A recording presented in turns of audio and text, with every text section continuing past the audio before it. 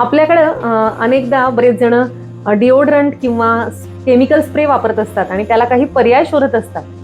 तर त्यासाठी माझं उत्तर आहे की हो, आपल्याकडे खूप आधीपासून त्यासाठी आपल्याकडे एक पर्याय दिलेला आहे. तो आहे तुरटी. तुरटी लावल्यामुळे त्वचेवर एक हलका थर तयार होतो आणि ज्यामुळे घामाची क्रिया नियंत्रित होते. त्यामुळे एक अँटीबॅक्टेरियल कवच स्किनवर तयार होतो, ज्यामुळे दुर्गंध टाळता येतो, त्वचेला कुठलाही केमिकल धोका होत नाही. केमिकल जे स्प्रे असतात तुम्ही डायरेक्ट स्किनवर मारता तेव्हा ते शरीरात सुद्धा ऍब्सॉर्ब होतात आणि त्याचा दीर्घकाळ परिणाम होतो.